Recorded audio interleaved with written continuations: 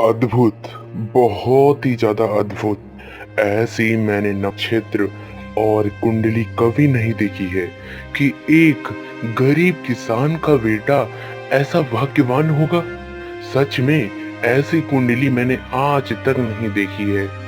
यह तो रामलाल के बहुत ही ज़्यादा भाग्योदय हो चुके हैं कि उसका पुत्र राज्य योग प्राप्त करेगा, यानी इस जन्म में उसे राजा बनाया जाएगा।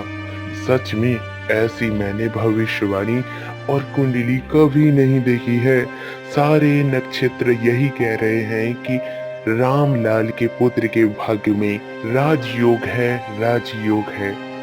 ऐसा बार बार गुरुजी बातें कर रहे होते हैं। इतने ही देर में रामलाल गुरुजी के पास आता है। गुरुदेव, आप मेरे पुत्र की कुंडली बताइए ना, कैसी है? क्या उसमें दोष हैं और क्या उसमें गुण हैं? अरे बेटा, मैं तुम्हारी कुंडली को देखकर बहुत ही ज्यादा प्रसन्न हूँ और अचरज की बात यह है कि मैं तुम्हारी ही कुंडली को पढ़ रहा था। और सुनो, तुम्हारा जो पुत्र हुआ है उसके भाग्य में तो राजयोग है। केवल राजयोग ही सत्य बात नहीं है, बात तुम और सुनोगे तो और भी ज्यादा चौंक जाओगे। गुरुजी बताइए ना, ऐसा क्या है कि आप इतने प्रसन्न हो रहे हैं? हाँ, प्रसन्न होने की बात ही है क्योंकि तुम्हारे पुत्र के राजयोग होने के साथ साथ इस ही राज्य में वह राजा बनेगा। और इस समय जो राजा बना हुआ है उसकी पुत्री से ही तुम्हारे पुत्र का विवाह होगा, यानी इस राज्य के राजा तुम्हारे भी समधी बन जाएंगे। सच में गुरुजी, क्या ऐसा संभव हो सकता है? मैं गरीब किसान, कैसे होगा? अरे मैं कुछ नहीं जानता हूँ, सारे नक्षत्र यही कह रहे हैं कि तुम्हारे पुत्र के भाग्य में राजयोग है। ऐसा रामलाल से गुरुजी ने कहा। और सुनो, अपने घर में जाकर अपनी पत्नी से जाकर कहो कि यह तुम्हारा पुत्र बहुत ही ज्यादा भाग्यशाली है। इतना सुनकर रामलाल वहां से निकल जाता है।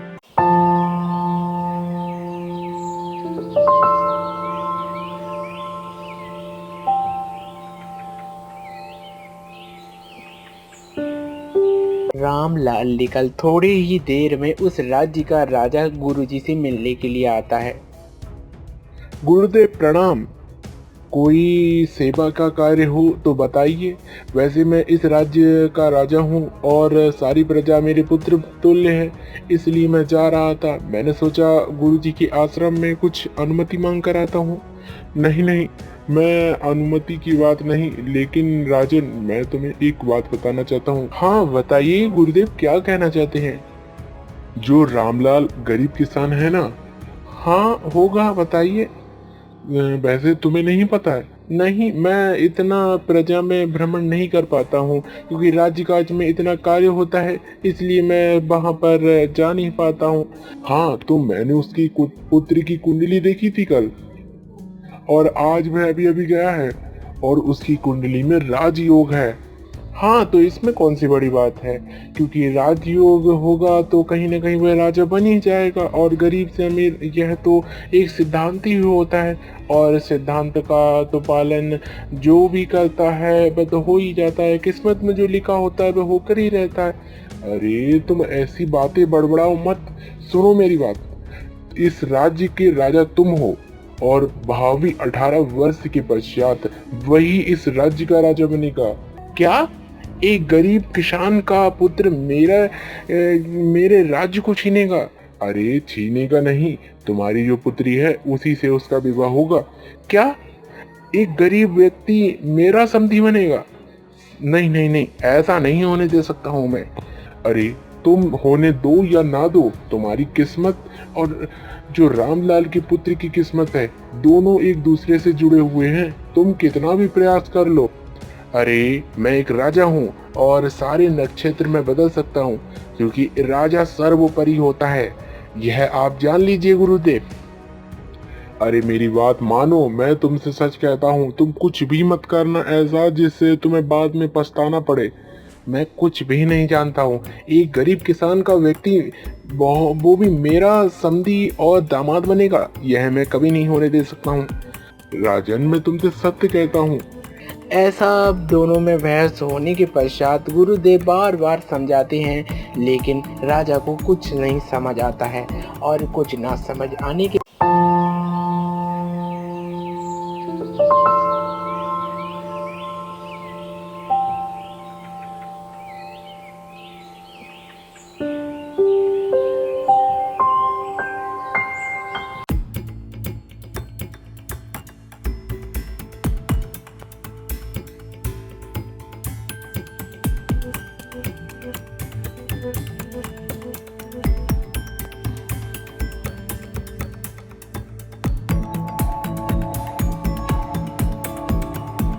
वह अपने राज्य में आ जाता है। राज्य में आकर वह बार बार चिंतन करता रहता है। बताओ, रामलाल का पुत्र मेरा दामाद बनेगा? यह मैं कभी नहीं होने दूंगा, क्योंकि मैं एक राजा हूँ और मैं राजा होते हुए ऐसा नहीं होने दे सकता हूँ। चाहे नक्षत्र कितना भी कुछ कहें, सारे नक्षत्र को मैं बदल कर रख दूंगा। उसी समय वह अपने दो गुप्तचरों को बुलाता है और कहता है, सुनो, जैसे तुम गोपनीय मेरे गुप्तचर हो, वैसे ही गुप्तचर बने रहना। और सुनो, रामलाल का जो कल परसों में पुत्र हुआ है, गुरुदेव की कृपा से मुझे सब ज्ञात है, लेकिन तुम्हें बस इतना जानना है कि रामलाल का जो पुत्र है कहीं जंगल में जाकर फेंकाओ और ऐसी जगह पर रखकर आना जिसे जंगली जानवर खा जाए। ऐसा कहकर दोनों गुप्तचर वहां से निकल जाते हैं।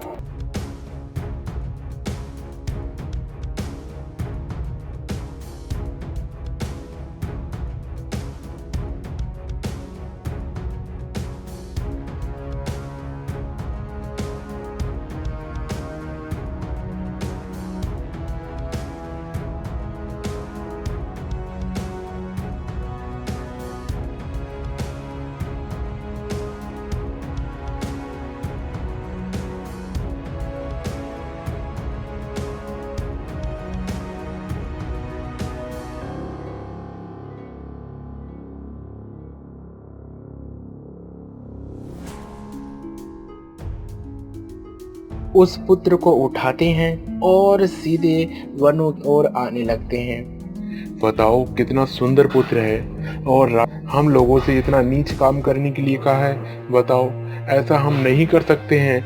हाँ, नहीं कर सकते हैं। जब दोनों लोग इतने बार बार सलाह कर रहे थे, तब वह मार्ग में जाते हैं और देखते हैं कि एक बैलगाड़ी खड़ी हुई है और बैलगाड़ी का मालिक भी कहीं दिख नहीं रहा है। तब दोनों ने सलाह करी और उस बैलगाड़ी में उस पुत्र को रख दिया। रामलाल के पुत्र को रख कर वह वहां से निकल गए। इधर से बैलगाड़ी वाला बैलगाड़ी को चलाते हुए चला जा रहा था, लेकिन उसे यह नहीं पता था कि उसके बैलगाड़ी में किसी मनुष्य के पुत्र को भी रखा गया है। जब वह रास्ते में चलता है और रास्ते में चलकर जब उसकी नज़र बैलगाड़ी के अंदर पड़ती है, तब वह देखता है, अरे, यह शिशु तो मानव का है और इतना निर्दयी कौन हो गया कि अपने पुत्र को ही यहाँ छोड़कर चला गया। शायद उसकी कोई तो ऐसी वजह रही होगी जिससे यह पुत्र इतना दुखित हो रहा है। बताओ, लेकिन ऐसा तो नहीं हो सकता है। इस पुत्र को मैं सुरक्षा के संग रखूंगा और जितना हो सकेगा इसका पालन पोषण करता रहूंगा। इतना करते हुए बैलगाड़ी वाला अपने घर की ओर रवाना हो जाता है। कुछ ही क्षण पश्चात वह अपने घर में पहुंचता है।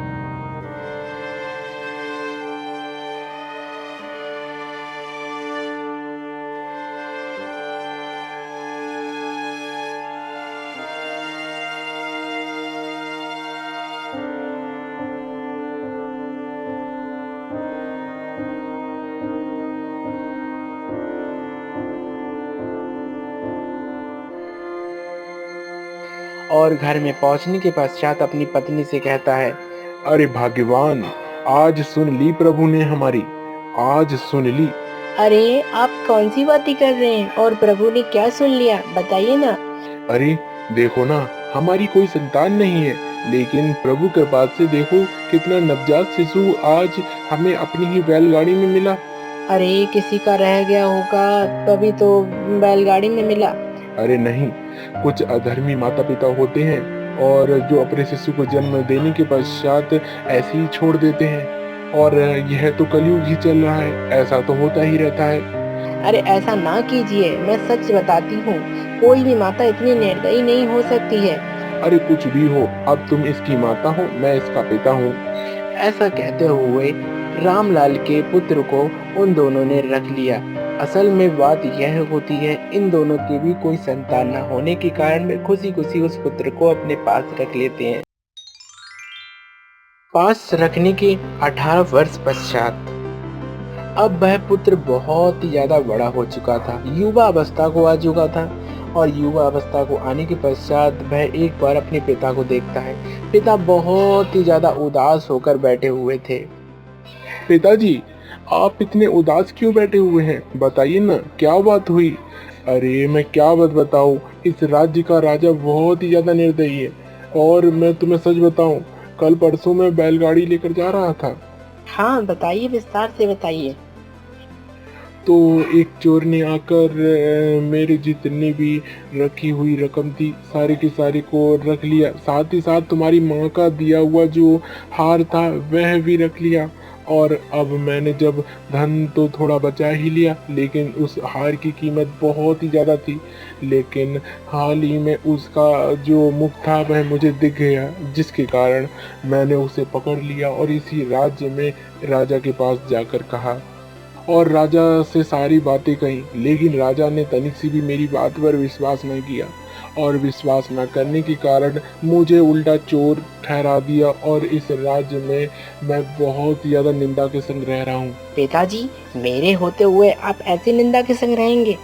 ऐसा उसने सोचा और नहुस कहता है, पिताजी आप तनिक से भी चिंता ना कीजिए, मैं सच कहता हूँ, आपको तो मैं इस कलंक से छुट्टी दिला के रखूंगा। हाँ बेटा, अगर ऐसा कर पाए तो तुम मेरे बहुत ही ज़्यादा प्रिय पुत्र हो। ऐसा कहते हुए जब नहुस ने एक पत्र लिखा और उस पत्र को राजमहल में भिजवाया। इधर से राजमहल में वह पत्र गया और राजा के हाथ में जाकर राजा को मिला और राजा ने उस पत्र को पढ़ा। महाराज, आपने जो कल परसों में न्याय किया है एक चोर के पक्ष में, वह असल में बात झूठी है और आपने जो न्याय किया है वह असत्य है। मैं आपको चुनौती देता हूँ, फिर से उन गवाहों को बुलाया जाए जो मेरे पिता के चोर ठहरा रहे हैं। पढ़कर राजा ने सोचा, जरूर ही कोई तो ऐसा व्यक्ति इस राज्य में मिला जो मुझे चुनौती दे सकता है। देखता हूँ, आने दो।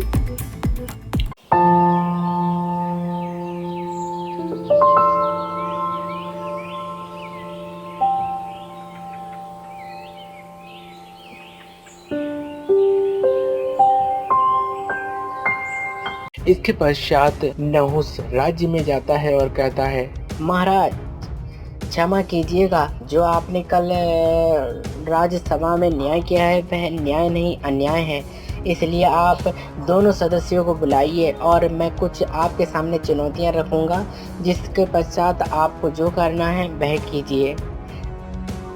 जब दोनों लोगों को बुलाया जाता है, दोनों लोग आ जाते हैं। जो गहना चोर ने चुराया होता है उस गहने को वह लाल कपड़े में बांधता है और एक छोटी सी पोटली रख देता है, जिसमें कुछ ना होने के कारण वह काली पोटली रख देता है। अब दोनों लोग आ जाते हैं और दोनों लोग आने के पश्चात राजा से प्रश्न करते हुए उन लोगों से कहता है, अच्छा आप दोनों लोगों में से यह बताइए, यह गहना आप लोगों को किस वस्त्र में मिला था? तब चोर ने कहा, मुझे तो काले वस्त्र में मिला था। तब नहुस के पिता ने कहा, मुझे लाल वस्त्र में मिला था। अच्छा तो यह बताइए उस गहने की क्या खासियत थी? अब चोर अचरज में पड़ गया और सोचने लगा, अरे अब क्या बताऊं। तब उसने बताया कि उसमें एक नीला सा कुछ है। और नहुस के पिता ने कहा, उसमें नीला सा एक हीरा लगा हुआ है जो बहुत ही ज्यादा दिव्यमान है और वह नीलम से बना हुआ है। यह सुनकर नहुस ने प्रश्न किया, अच्छा तो यह बताइए कि उस हीरे के अतिरिक्त भी उस हार में कुछ लगा हुआ है? तब चोर ने सोचा, अब इतनी बातें यह पूछ रहा है, इसके लिए तो उसे जवाब देना चाहिए। वैसे आप इतनी जवाब पूछ नहीं सकते हैं, और राजा के होते हुए आप ऐसे प्रश्न करेंगे, ये शोभा नहीं देता है। अरे मैं शोभा की बात नहीं कर रहा हूँ, कल का जो न्याय हुआ है वह अन्याय ही हुआ है। इसलिए राजन, मैं सच कहता हूँ, जो हार है मेरे पिता का ही है और यह चोर झूठ बोल रहा है। तो यकीनन नहुस, मैं सच मान लूं, लेकिन तुम्हें कुछ और भी साबित करना पड़ेगा। तब नहुस ने उससे कहा, अच्छा यह बताओ, यह जो हार है वह किस तरह का है? अरे यह हार तो सोने और नीलम से बना हुआ है। अच्छा, और उसके पिता ने जवाब दिया, नहीं नहीं, यह तो सोने की परत के समान है, लेकिन यह असली सोना नहीं है, और असली सोने के पैसे मेरे पास नहीं है कि मैं इतने सोने का हार खरीद सकूं। तब महाराज से कहा, महाराज देख लिया, यह सोना नहीं है, यह तो सोने की परत चढ़ी हुई है, और सच में आप इस हार को एक बार देख भी सकते हैं।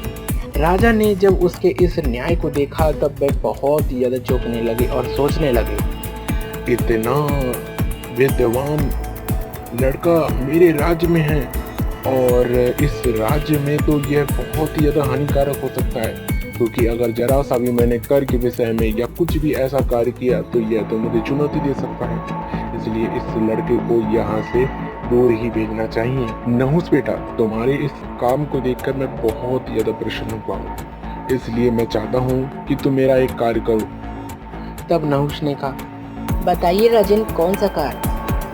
इस राज्य से थोड़ी दूर जाओगे, वहाँ पर मेरा परिवार रहता है, और उस परिवार में मेरी पुत्री और मेरी पत्नी भी रहती है। इसलिए उस राज्य में जाकर तुम एक पत्र लेकर जाओ। उस पत्र को सीधे मेरी पत्नी के पास देना, और पत्नी जो कहे वही कार्य करना। ऐसा नहुस ने सुना और राजा ने उसको वह पत्र दे दिया।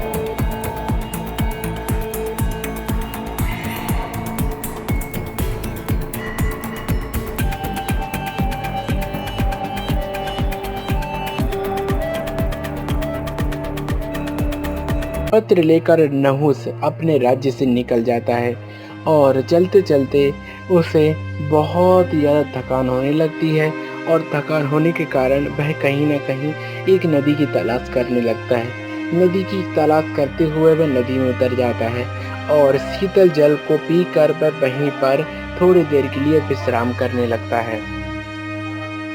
इतने ही देर में एक राहगीर आता है, और उस लड़के को विश्राम करता हुआ देखकर वह सोचता है, सच में यहाँ पर बहुत ठंडी हवा आ रही है, शायद इसीलिए यह लड़का यहाँ पर बैठा हुआ है। और देखो ना, इतनी शीतल हवा चल रही है, यह लड़का तो बहुत ही ज्यादा शीतल हवा के संग बैठा हुआ है। जब उस राहगीर ने उसके पास में पड़े हुए एक पत्र को देखा, तब उसने सोचा, देखता हूँ यह पत्र क्या है, क्योंकि जिस राज्य में मैं रहता हूँ उसी राज्य के मार्ग की ओर यह जा रहा है। तब उस राहगीर ने उस पत्र को देखा, और उस पत्र में कुछ ऐसा लिखा से वह पढ़कर चौंक गया। बताओ बताओ, कितना निर्दयी राजा है, इतने सुंदर पुत्र को वह मरवाना चाहता है। बताओ, मैं यह अन्याय नहीं होने दूंगा, मेरे राज्य में जा रहा है, इसलिए इसका तो कल्याण ही होगा। उस राहगीर ने उस पत्र को बदल दिया, और बदल देने के पश्चात वह वहां से निकल गया। थोड़ी देर बाद नहुस की आंखें खुली, और वह फिर से अपने रास्ते तय कर की ओर जाता है, और कुछ ही देर पश्चात राजमहल में पहुंचकर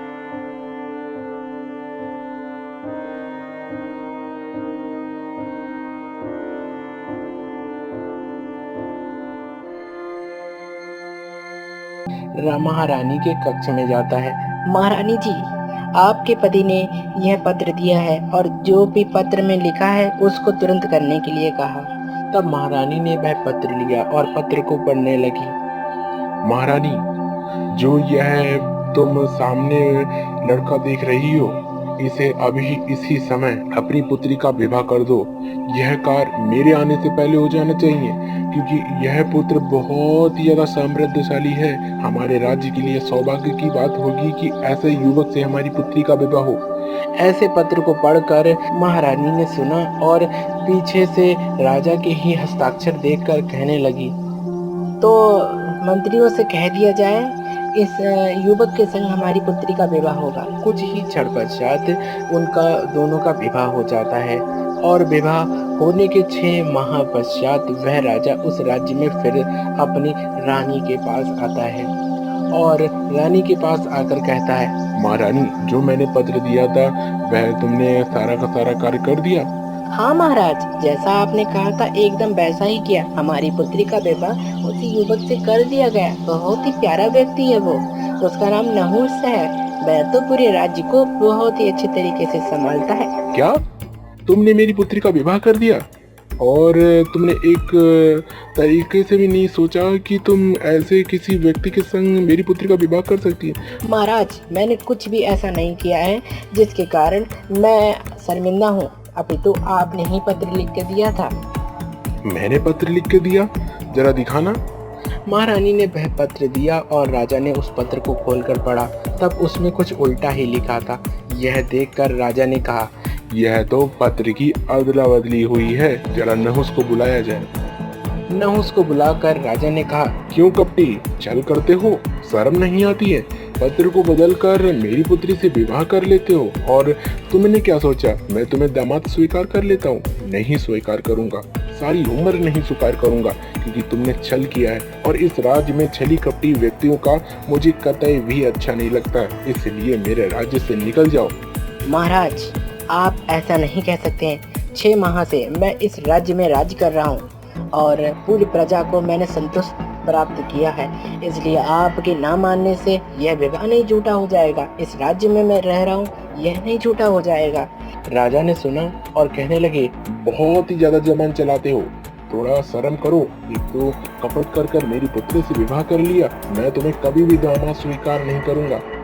इतने में ही महारानी बोल पड़ी, महाराज, इस पुत्र में कोई भी खराबी नहीं है और खराबी ना होने के कारण शायद आप भूल गए हैं, यह हमारे अब दामाद जी बन चुके हैं। चुप रहो, तुमसे तो मुझे बात ही नहीं करनी है। तब राजा ने सोचा, इस व्यक्ति से छुटकारा पाने के लिए कुछ तो करना पड़ेगा।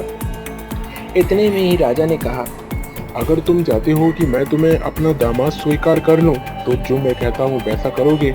महाराज, जो कहें वह करूँगा। आप मेरे ससुर जी हैं। आप माने ना माने, मैं तो आपको आपके दामाद की तरह ही एक कार्य करूँगा। तो सुनो, मुझे राक्षस के 2 सोने के बाल चाहिए और उन सोने के बाल को लेकर अगर तुम आ गए तो ठीक है, तो मैं तुम्हें मान लूंगा कि तुम मेरे दामाद हो। अन्यथा तुम्हें यहाँ से निकलना पड़ेगा और तुम्हें बहुत ही ज्यादा बेइज्जती के संग मैं इस राज्य से विदा करूंगा। महाराज, स्वीकार करता हूँ। अगर धर्म कहे कि कार्य करना है तो ठीक है। ऐसा कहते हुए राजा ने उसे वहां से विदा कर दिया।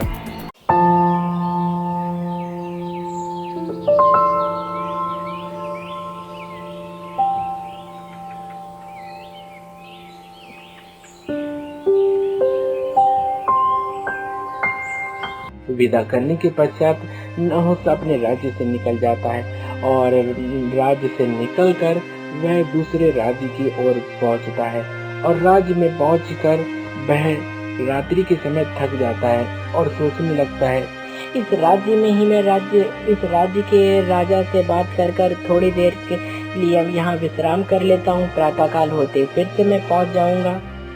ऐसा कहते हुए नहुस ने उस राजा से जाकर कहा, महाराज, मैं आपके राज्य में शरणागत के स्वरूप में आया हूँ। मैं आपका अतिथि हूँ, इसलिए आप मुझे एक रात्रि अपने राज्य में विश्राम करने के लिए दीजिए।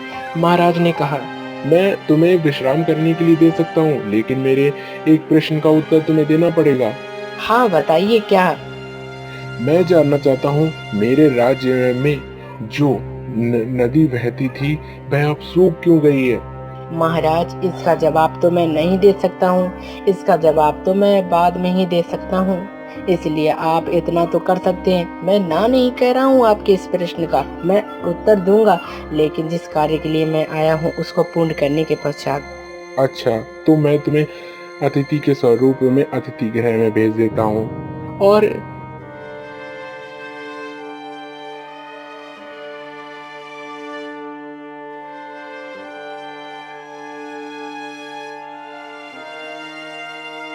प्रातःकाल होने पर नहुस फिर से अपना यात्रा पूरी करने के लिए उठता है और उस राज्य से भी निकल जाता है। राज्य से निकलने पर वह एक गुफा में पहुंचता है और गुफा में जाकर देखता है एक राक्षसी खड़ी हुई है। उस राक्षसी को देखकर नहुस ने कहा, हे युवती, मैं तुमसे जो कहता हूँ वह सुनो। मुझे सोने के 2 बाल चाहिए, वो भी एक राक्षस के। क्या? एक राक्षस के? सोने के बाल तो मेरे पति के हैं और तुम चाहो तो मैं लाकर दे सकती हूँ, लेकिन सच कहती हूँ तुम इतने प्यारे हो कि तुम्हारी सुंदरता को देखकर मुझे ऐसा लगता है कि मेरा भी पुत्र तुम्हारी ही जैसा होता। तब नहुस ने कहा, तो पुत्र तुल्य ही क्यों मान रही हो? पुत्र ही मानो। पुत्र के लिए माता कुछ भी कर सकती है, इसलिए आप 2 सोने के बाल नहीं दे सकती हैं। अरे बेटा नहीं, मेरा जो पति है वह मनुष्य पक्षी है, नर पक्षियों का मांस खाना चाहता है, इसलिए तनिक सा भी तुम यहाँ पर रुके ना तो तुम मेरे आज पति के आहार बन जाओगे। इसलिए मैं तुमसे कहूँगी दीवार के पीछे छुप जाओ और छिपने के पश्चात मैं जो तुमसे कहूँ वैसा कार्य करना। लेकिन राक्षसी जी, मैं आपसे यह प्रश्न पूछना चाहता हूँ, कुंदनपुर के राजा जो इस समय राज्य कर रहे हैं, उनकी नदी कैसे सूख गई थी? ऐसा सुनकर राक्षसी ने कहा, इसका जवाब तो मेरे पति ही दे सकते हैं। यह सुनकर वह वहाँ पर उसे दीवार के पीछे छिपा देती। कुछ देर के पश्चात उसका पति आता और कहने लगता है, अरे यहाँ पर तो मनुष्य की महक आ रही है। मनुष्य के मांस को तो आज मैं तृप्त ही हो जाऊंगा। और कहाँ है वह मनुष्य? तब पत्नी ने कहा, यहाँ पर कोई मनुष्य नहीं है और रात्रि हो चुकी है, इसलिए विश्राम करना चाहिए। ऐसा कहते हुए राक्षस विश्राम करने लगता है और सोचने लगती है राक्षसी, वह कितना प्यारा पुत्र है, उसके लिए तो मैं कार्य करूँगी ही। इतने में ही वह राक्षस के बाल को नोचती है और नोचते ही वह राक्षस उठ जाता है और कहने लगता है, कितनी दुष्ट पत्नी हो तुम मेरी। अपने पति को चैन से सोने भी नहीं दे सकती हो। मेरे बाल खींचने का कोई कारण बताओगी? अरे कोई कारण नहीं है, मैंने तो एक सपना देखा था। जो कुंदनपुर का राज्य है, उस राज्य में जो नदी है वह सूख चुकी है और उसके निवारण के लिए कोई तुम्हारे पास उपाय है? हाँ, उपाय है मेरे पास। बताओ। उस नदी पर मैंने ही बंधन लगाया था और उस नदी में जो भी मेरे यह स्वर्ण के वालों को डालेगा तो वह नदी फिर से हरी भरी हो जाएगी। अच्छा। इतना कहकर पति और पत्नी सो जाते हैं और पत्नी सोने का नाटक करती है। जब वह देखती है कि उसका पति राक्षस सो चुका है, तब वह उठती है और नहुस को बुलाकर कहती है, नहुस देखो सुनो, मैंने जो तुम्हारा कार्य करना था कर दिया और मैंने एक माता का कार्य किया है, इसलिए तुम भी पुत्र का कार्य करो। चुपके से यहाँ से निकल जाओ। अगर जरा सी भी मेरे पति के नाक में तुम्हारी महक गई तो वह तुम्हें तो अपना आहार बना लेंगे, इसलिए तुम्हें कतई भी ऐसा काम नहीं करना। तब वह राक्षसी सोने के बाल देते हुए कहती है, जो तुमने प्रश्न किया था कि कुंदनपुर के राजा की नदी क्यों सूख गई है, तो इस बाल को तुम डालोगे तुरंत ही वह हरी भरी हो जाएगी, क्योंकि मेरे पति ने ही उस नदी को सुखा दिया था। ऐसा सुनकर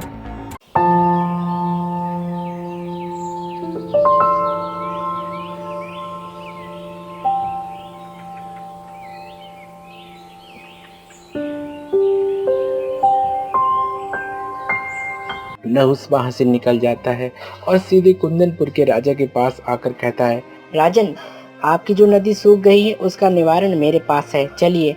और नदी के पास आकर उस नदी में जैसे ही राक्षस के बाल डाले जाते हैं, वह नदी फिर से हरी भरी हो जाती है। इसे देखकर राजा बहुत ही ज्यादा प्रसन्न होते हैं और कहते हैं, वाह, तुमने तो नहुस आज कमाल ही कर दिया। इसलिए मैं तुम्हें कुछ स्वर्ण मुद्राएं देना चाहता हूँ। बहुत सा सोना देकर विदा कर देते हैं। इधर से उसी राजा के पास आते हैं और राजा को वह सोने के बाल देते हुए कहते हैं, लीजिए ये सोने के बाल, और अब तो आप स्वीकार करते हैं कि मैं इस राज्य का होने वाला दामाद बन चुका हूँ। और साथ में ही वह बहुत से आभूषणों से बड़ी पोटली को देता है और कहता है, यह आभूषण बहुत ज्यादा कीमती हैं और इस कीमती आभूषण को आप रख लीजिए। यह सुनकर राजा ने कहा, अच्छा, यह आभूषण तुम्हारे पास कहाँ से आए? कुंदनपुर के राजा के राज्य से होते हुए एक गुफा जाती है। उस राज्य में जहाँ से मैंने ये सोने के बाल लेकर आया हूँ, वहीं से मुझे यह सोना चांदी मिला है और जितना मुझे बटोरना था मैं बटोर लाया और अधिक मैं ला नहीं पाया। और अगर आप जाएंगे तो आपको भी बहुत स्वर्ण मुद्राएं मिल जाएंगी। राजा लोभी होने के कारण कहता है, अच्छा, तो मैंने तुम्हें दामाद स्वीकार किया।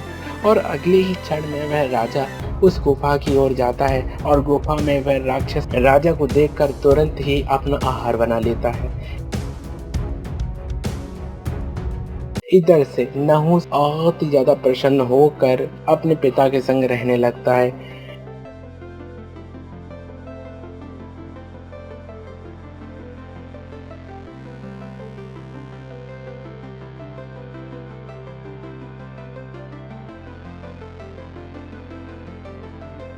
इधर से रामलाल को जब खबर यह पता चलती है कि इस राज्य में जो राजा बना हुआ है वही मेरा पुत्र हो सकता है, इसलिए वह गुरुजी के पास पुनः जाते हैं और कहते हैं, गुरुदेव, जैसा आपने बताया था कि मेरे पुत्र के भाग्य में 18 वर्ष के पश्चात राजयोग है, तो इस राज्य का जो भावी युवराज बना है वह क्या मेरा पुत्र है?